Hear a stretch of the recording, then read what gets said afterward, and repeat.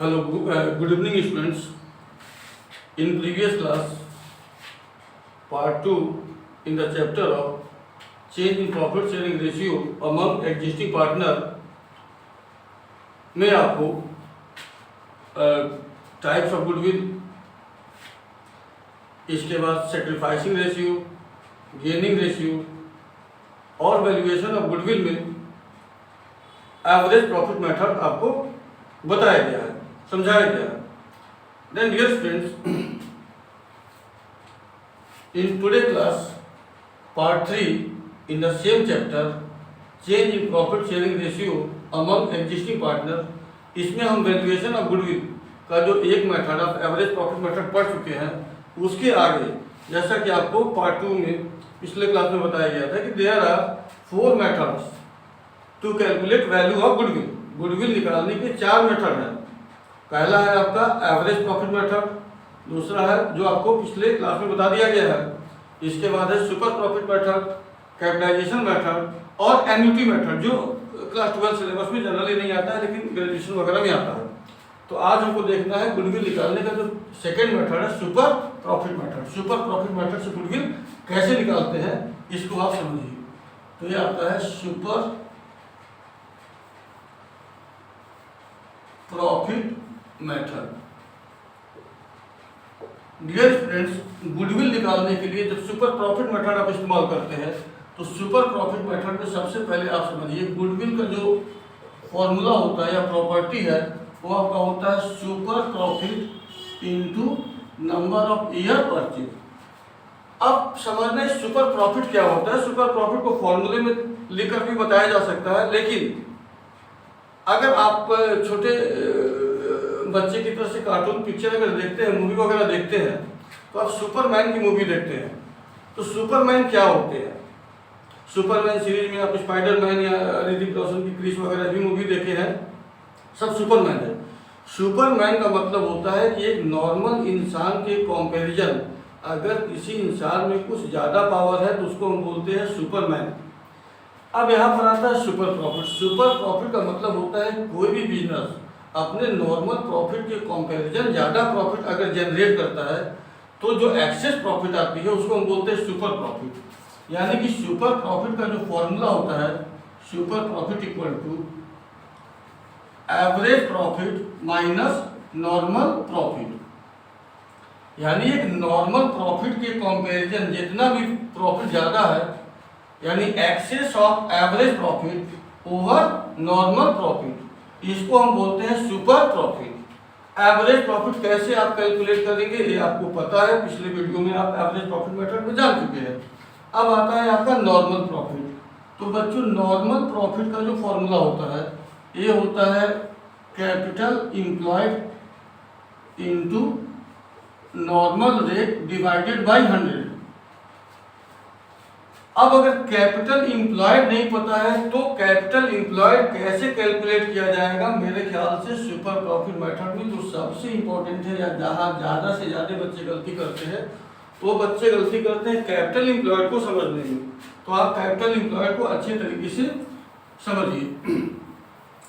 Capital employed कैसे आप निकालेंगे? देखिए कैपिटल इम्प्लॉयड सबसे पहले आप समझो होता क्या है. कैपिटल इम्प्लॉयड की जगह पर आप कैपिटल इन्वेस्टेड भी लिख सकते हैं.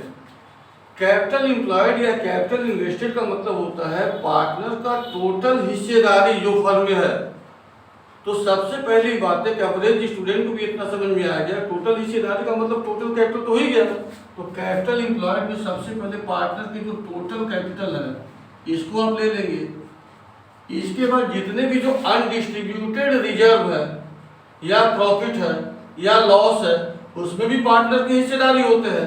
तो जो भी रिजर्व्स है जनरल रिजर्व या रेवेन्यू रिजर्व, जो भी रिजर्व है रेवेन्यू नेचर के जो भी रिजर्व्स है उसको भी आप प्लस कर लेंगे. अगर प्रॉफिट है यानी पीएल अकाउंट का क्रेडिट बैलेंस है इसका मतलब प्रॉफिट है तो आप प्रॉफिट को प्लस कर लेंगे. अगर लॉस है तो लॉस को आप माइनस कर लेंगे.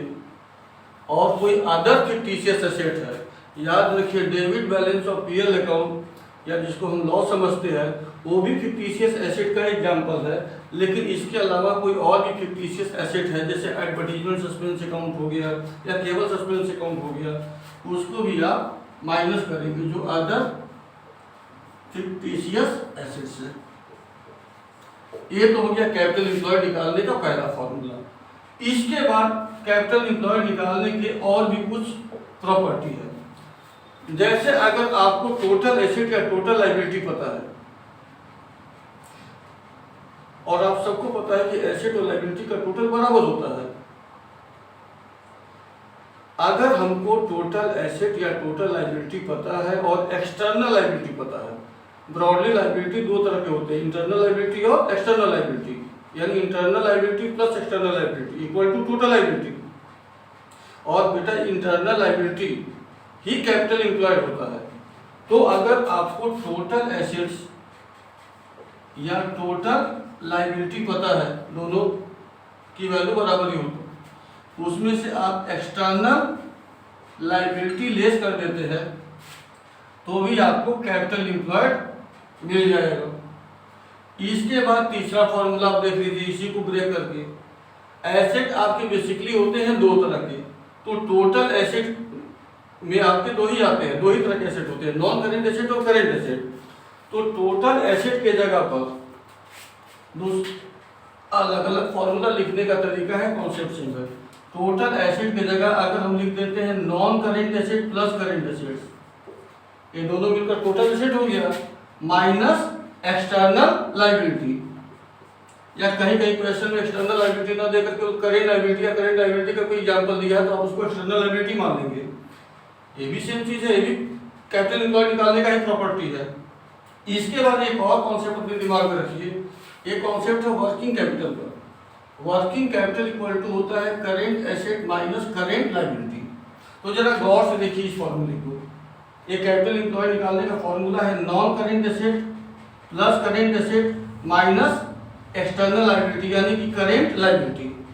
तो current asset minus current liability equal to होता है वर्किंग कैपिटल, यानी इसके जगह पर आप वर्किंग कैपिटल भी रख सकते हैं, यानी यहां से एक तीसरा फॉर्मूला भी या अलग फॉर्मूला भी बना सकते हैं, non current asset plus working capital.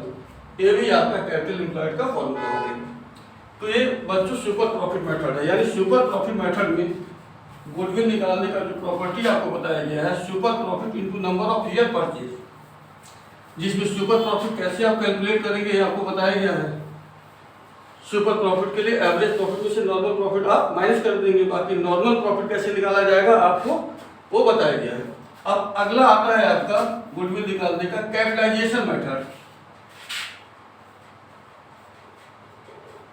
Capitalisation method, तो बच्चों गुडविल निकालने में कैपिटलाइजेशन मेथड जब भी हम इस्तेमाल करते हैं तो यहाँ भी दो बेसिस है कैपिटलाइजेशन मेथड में। पहला बेसिस है आपका on the basis of average profit या ऑन द बेसिस ऑफ, इसको कैपिटल वैल्यू भी लिख सकते हैं। और दूसरा आपका है on the basis of super profit,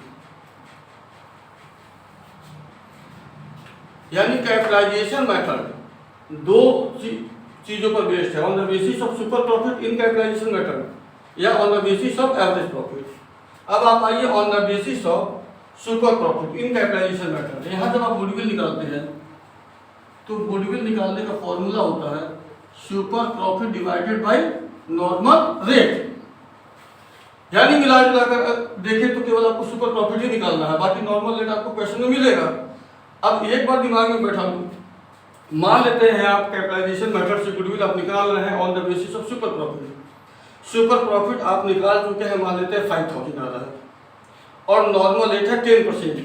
तो यहाँ गलती करने का चांस क्या है कि हो सकता है आप ऐसे लिख दिए सुपर प्रॉफिट इक्वल टू 5000 और नॉर्मल रेट 10% दिया है तो केवल आप यहाँ 10 लिख दिए और आप यहाँ पर वैल्यू निकाल दिए 500 रुपीज, 500 रुपये। वो गलत है, ध्यान दीजिए। नॉर्मल रेट 10 नहीं है, 10% है। 10% का मतलब होता है 10/100। तो 10 आपका यहाँ है तो 100 से मल्टीप्लाई हो जाएगा, यानी यहाँ गुडविल अगर आप कैलकुलेट करेंगे तो 50,000 आएगा।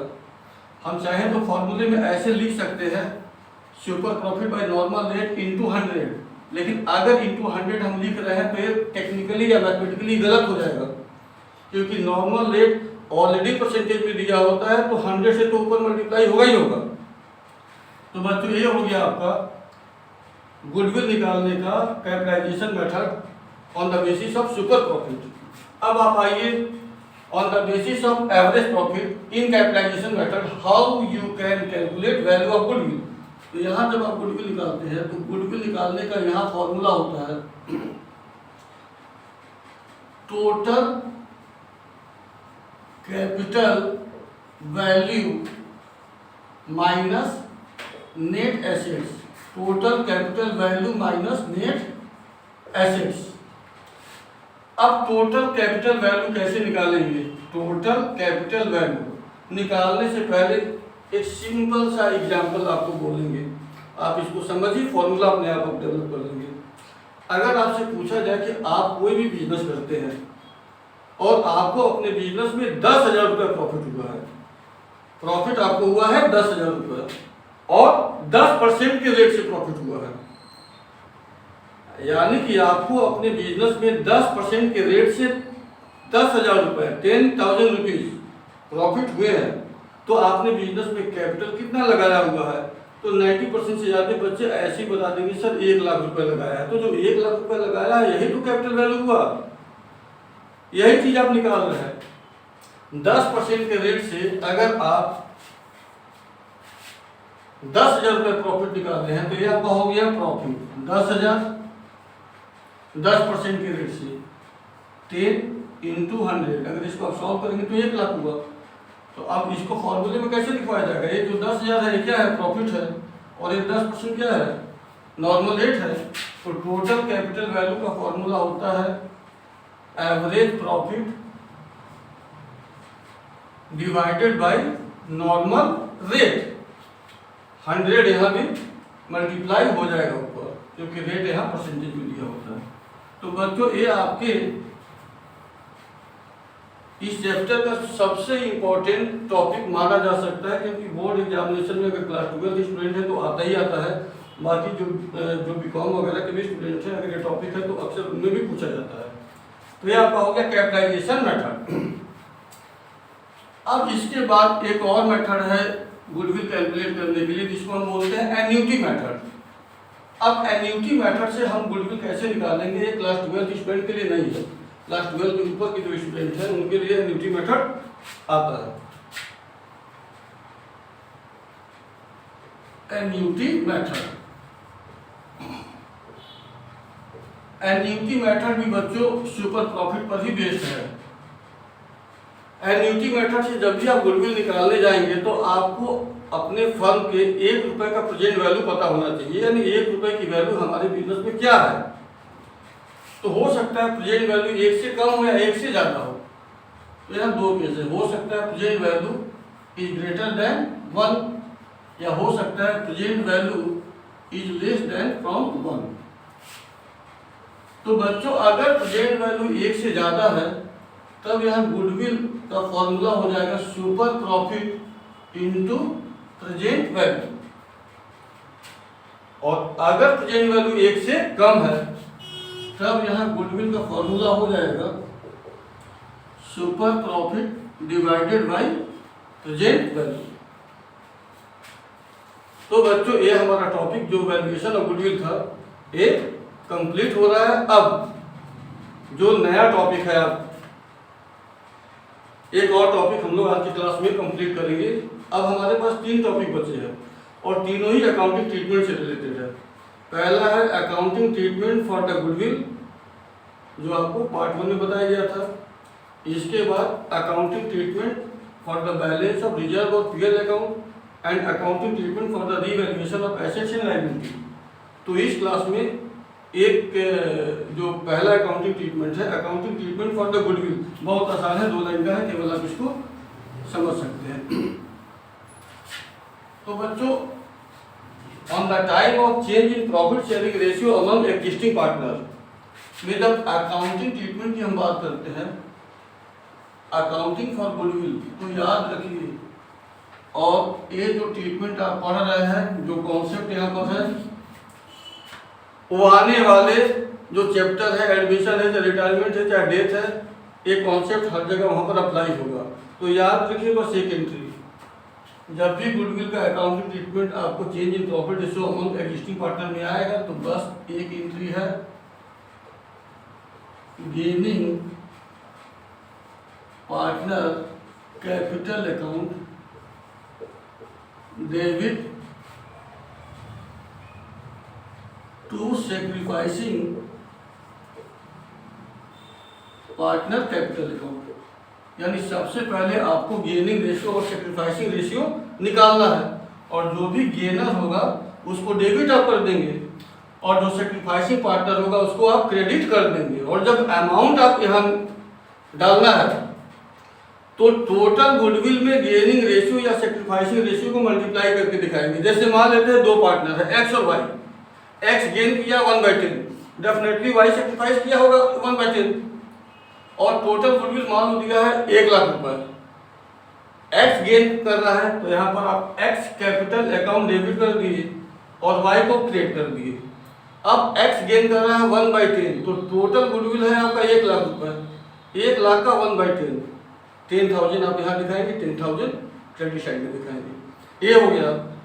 लेकिन अब सीबीएसई बोर्ड में एक और पॉइंट इस ईयर से बढ़ा दिया गया है कि अगर पार्टनर गुडविल अकाउंट को मेंटेन करना चाह रहे हैं, बनाना मतलब रेज करना चाह रहे हैं, खोलना चाह रहे हैं, तो अगर गुडविल अकाउंट खोलने की बात आप कर रहे हैं,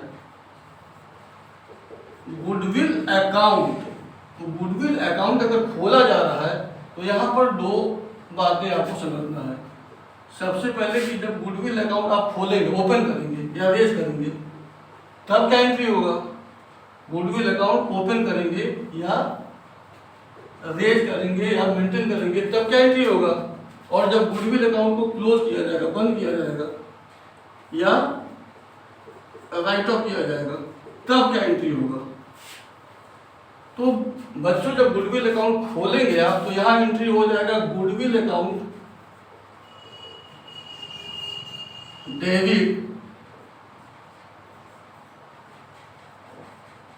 टू पार्टनर कैपिटल अकाउंट। ये होगा ओल्ड रेशियो में, ध्यान दीजिएगा, ये आपका होगा ओल्ड रेशियो में।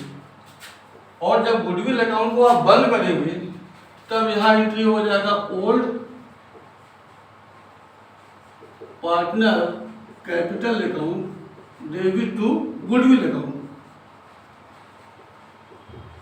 और ये आपका होगा न्यू रेशियो में। ठीक है, इतना तो आसानी से आप समझ सकते हैं कि यहाँ गुडविल अकाउंट डेबिट क्यों किए हैं, क्योंकि गुडविल एसेट होता है और सारे एसेट का बैलेंस डेबिट होता है। तो जब गुडविल अकाउंट आप खोलेंगे तो आप गुडविल को डेबिट ही करना है, और जब गुडविल को आप बंद करना है तो चूंकि उसका बैलेंस डेबिट होता है, क्रेडिट करेंगे तभी वो बंद होगा। और एक बात और आपको दिमाग में रखना है, अगर गुडविल अकाउंट पहले से बैलेंस शीट में एग्जिस्ट कर रहा है, पहले से खुला हुआ है, तब उस गुडविल अकाउंट को आप बंद कर देंगे। यानी पार्टनरशिप फर्म ने पहले से गुडविल अकाउंट मेंटेन कर रखा है, खोल रखा है, तो उस गुडविल अकाउंट को हम बंद कर देंगे। बंद करेंगे तो यहाँ एंट्री हो जाएगा partner capital account debit to goodwill account old ratio में। याद रखिए, जो पहले वाला गुडविल अकाउंट है, अगर उसको आप बंद करेंगे तब वो होगा ओल्ड रेशियो में। And yes friends, in next class I will discuss accounting treatment for the balance of reserve or PL account and accounting treatment for the revaluation of assets and liabilities. Thank you students.